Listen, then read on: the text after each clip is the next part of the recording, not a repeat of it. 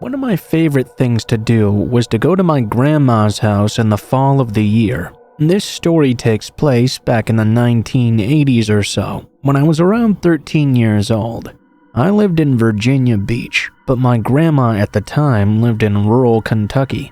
So while I spent most of my time in the city, I enjoyed being out in the country whenever I could manage. I always had lots of fun climbing the hills and the trees that surrounded her house.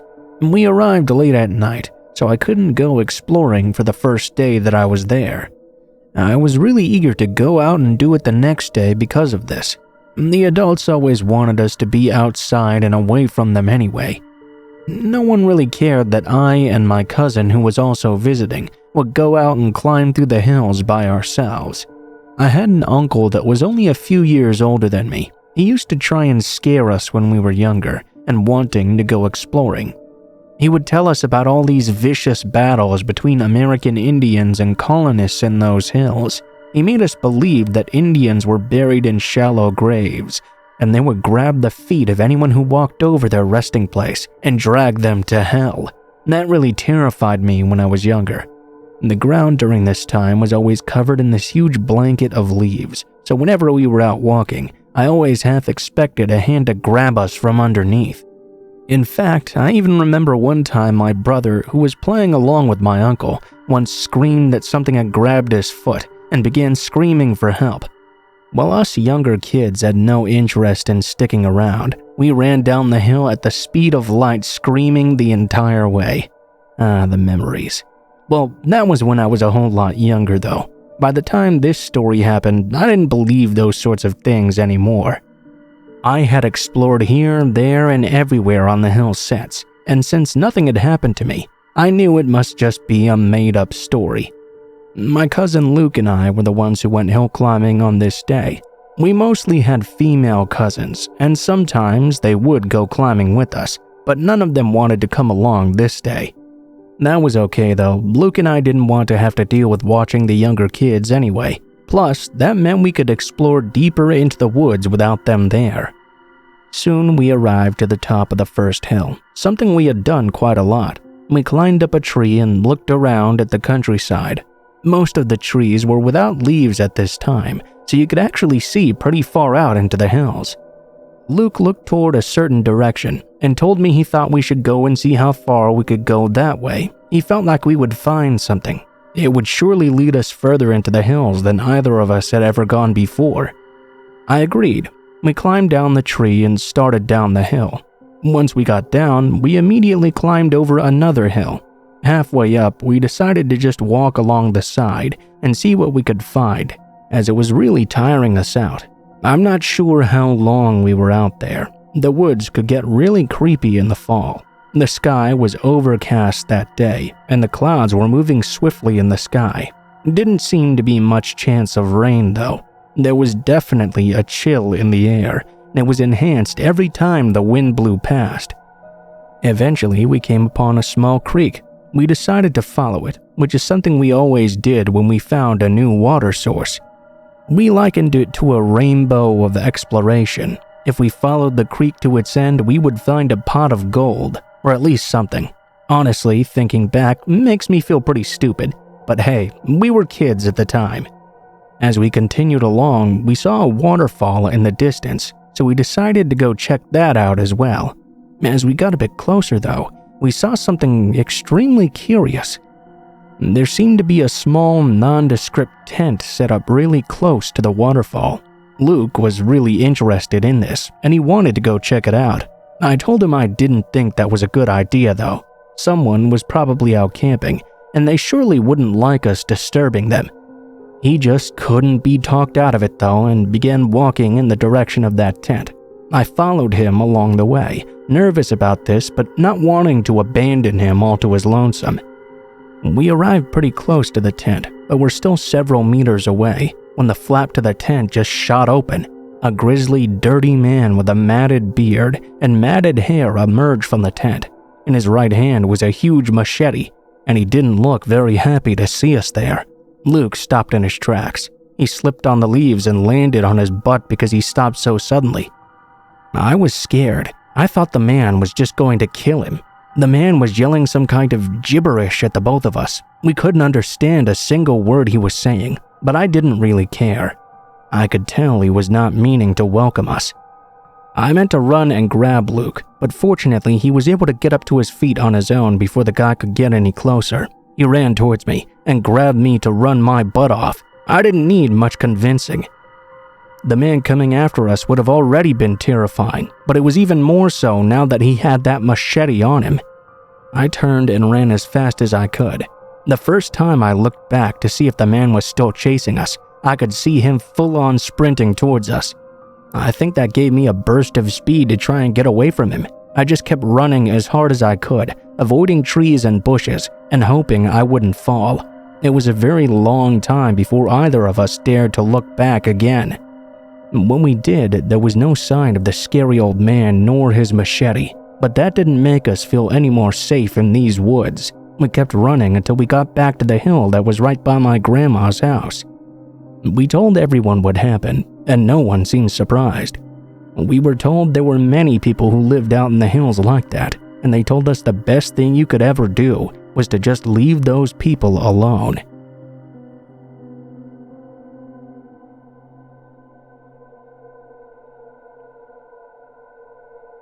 I was a latchkey kid growing up. Also, I was an only child, and both of my parents worked.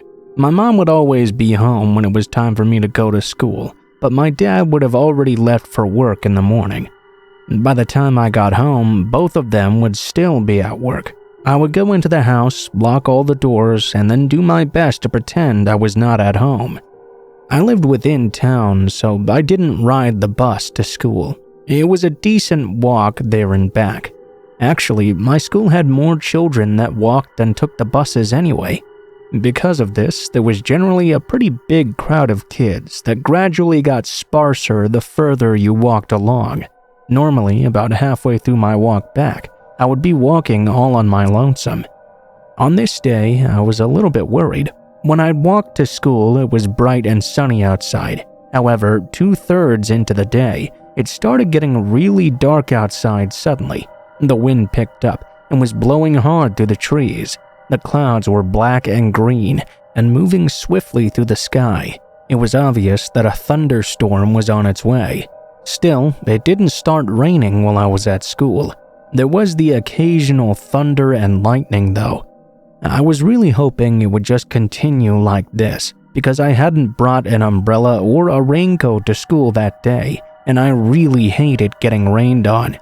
After school, I began my long walk home. The wind was quite fierce, but that didn't really bother me. I could handle the wind. I just wanted to keep myself from getting completely soaked. I tried walking faster than I normally would, trying to arrive home as quickly as possible. About halfway there though, this horrible siren began blaring in the air. I had heard this before, during tornado drills at school. We were taught that whenever you heard that siren, that meant a tornado was on its way. I was terrified. Getting wet was bad enough, but being caught out in the open in a tornado was even scarier. I was extremely frightened of tornadoes. I began running when I heard the siren. However, I was not in the best shape. I could only run so far before getting winded. Then I would try to run again after catching my breath. The siren began to blare through the whole town, and that was good enough motivation to keep going.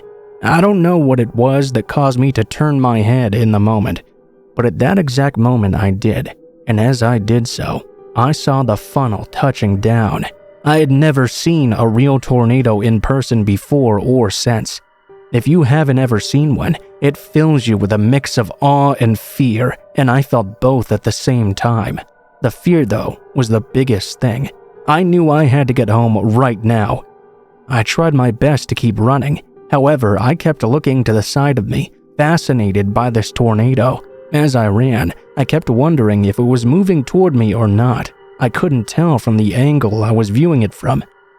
When I got home finally, I fumbled with my key to get the door open. Finally, I got it in and opened the door. Going in, I locked the door behind me. I knew I was supposed to head into the basement and do the duck and cover thing. That's what they taught us in the tornado drill back then at least. I was only in the house for a few moments when I noticed something a different kind of scary altogether. The back sliding glass door had been shattered. Now, I know everyone tells you that you should open your windows during a tornado or the pressure will shatter them, but it didn't look like it was the tornado that had done it in. I mean, why would the one glass door be shattered and every single other piece of glass was fine? I walked into the house and over to the basement stairs, only to find the light in the basement was already on. I was sure my mom would have turned it off already. I was about halfway down the stairs and looking when I saw someone down there in our basement. Our basement was like our family room with plenty of expensive entertainment equipment there. The man was obviously a burglar and was currently stealing from us. I didn't know what to do. I was stuck between this burglar and a tornado rapidly approaching. I mean, how could anyone have a worse day than that? I decided the burglar was not nearly as bad as the finger of God though, and I ran down those stairs anyway. "Didn't you hear the tornado siren?" I yelled at the man. The burglar still hadn't noticed me, it seemed. He was shocked and moved toward me. "Take whatever you want," I told him. I ran to the corner and hid with my head beneath my hands. The burglar didn't get a chance to do much of anything though. The tornado was close now, sounding like a freight train running through my house. And then I heard the sound of it eating my house, and that's a sound I cannot explain. You would have to actually be in this situation to ever understand what that means, and I truly hope that never happens to you. The things around me began crumbling apart and falling. I felt things smacking against me. The tornado ripped apart my house, tearing it into pieces. I half expected to get sucked up into it, but luckily I was not. It ripped apart my house above me and threw the rubble all around the neighborhood. Fortunately, I didn't get buried underneath anything. In fact, there didn't seem to be any major damage to the basement. Pieces of the ceiling fell in, but most of it didn't. As I looked around though, that burglar was no longer anywhere to be seen. I had to wait in the basement for rescue workers to come get me out of there. The stairs led to nowhere. Interestingly enough, the burglar had run upstairs just before the tornado hit the house. He got buried underneath all the rubble and suffered some life-changing injuries. Luckily, he didn't die though. He did go to jail when I explained to the firemen and police as to what happened. As for me, I had a laceration and a couple of bruises on my back from things hitting me. But otherwise, I was all right in the end.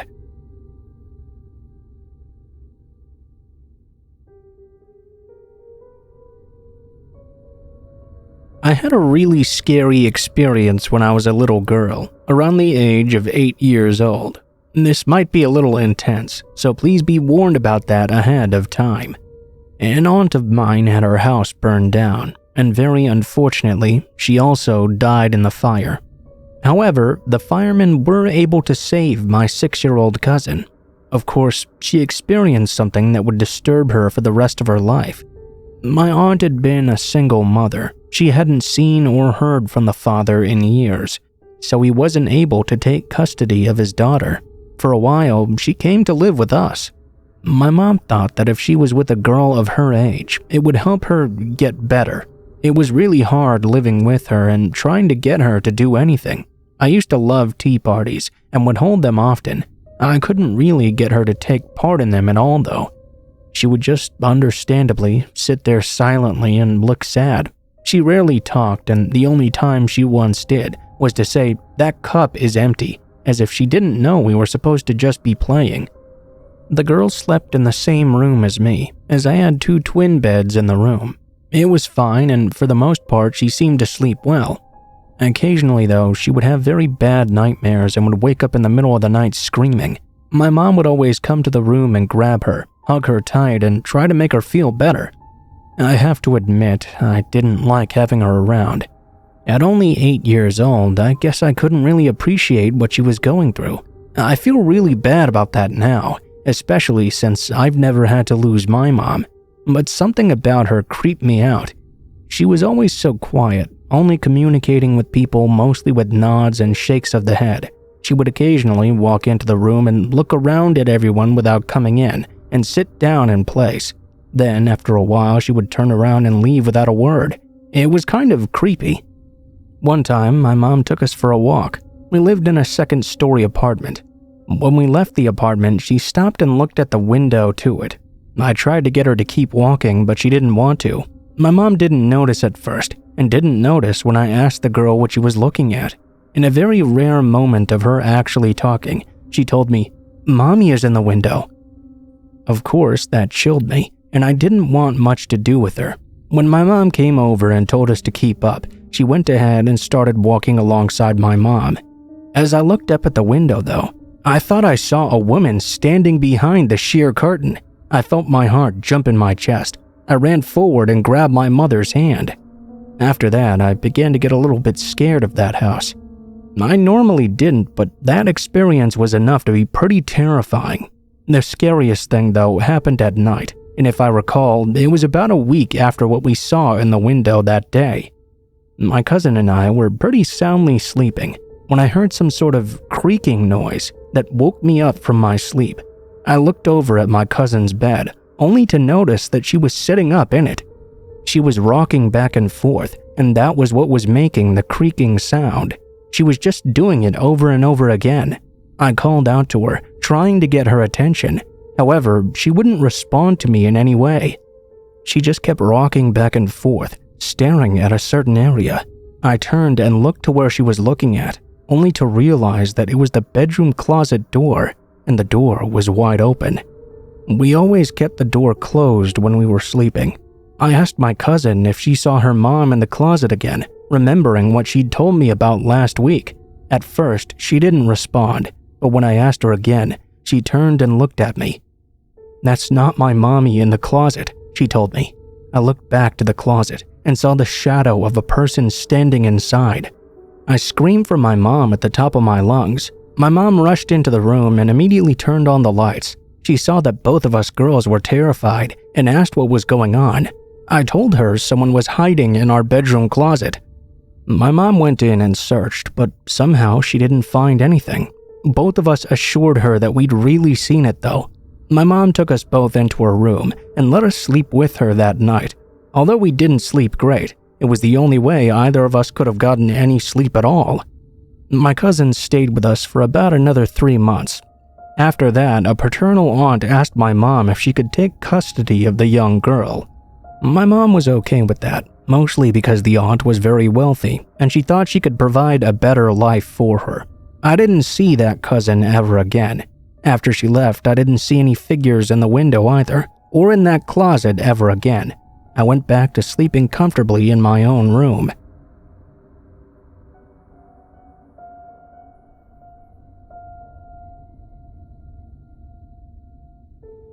I was around 12 years old when this happened. It was a Saturday morning, and my parents were going out of town for the weekend. They left my older brother to babysit, but as soon as they left pretty much, he did too. Yeah, great brother, I know. So I'm sitting there in the living room watching TV by myself when the doorbell suddenly rings. Instead of looking through the peephole like a normal person, I flung the door open, eager for company. I thought it would be my neighbor, not two middle-aged men I'd never seen before looking down at me. "Hi there, are your parents home?" I didn't even hesitate when I told them, "No, they're actually out of town for the weekend." Holy shit, if you could slap a child, I would go back and slap myself silly. They exchanged glances between each other when the older-looking man said, "Well, I'm your landlord. We need to come inside and check a few things out for a minute." And that's when I realized just how much trouble I was in. I knew my landlord personally. He was a friend of the family, and he was not either of the men standing before me. Thank God for some quick thinking, because I told them, "Yeah, alright, but I need to grab something first." Before they could reply, I slammed the door shut and deadbolted it. I ran to the kitchen, grabbed the phone, and dialed my mom's number. I remember crying, thinking, "Please pick up, please." When she did, the second I heard her voice, I broke down sobbing. "There's 2 guys at the front door and they want to come in. One of them said he's the landlord, but it's not Mario and I'm scared. Come home now." I heard pounding begin on the window. My mom must have heard it too, because next thing she said to me was, "Dad's on the phone with the police right now. You need to tell them that. Shout at the top of your lungs that the cops are on their way. They know you're home alone and they need to know you won't be for long. I'll be there soon." My parents were an hour away. How they made it home as fast as they did in 20 minutes, I'll never know. Through my tears, I yelled to the men as loud as I could that the cops were on their way. Hey, we weren't gonna hurt you. No need to cry. It's okay. We'll leave." Then there was silence. It seemed like a lifetime, but it was no less than 10 minutes later when the police arrived. I'll always remember the female officer who spoke with me that day. She calmed me down and applauded my quick thinking on shutting the door. She told me to never open the front door again unless it was someone I knew, and even then not to do so if I was home alone, which I wasn't for a very long time after. My parents pulled into the driveway like a bat out of hell, and my mom hugged me tighter than she ever had before. I was crying, she was crying. I got a big lecture on opening the door for strangers and how lucky I was to be alive. My brother got an even sterner scolding and got grounded as well. Not that he cared much. He moved out shortly after. The cops took a report and surveilled the area for the two men, but they never did find them. I learned my lesson that day.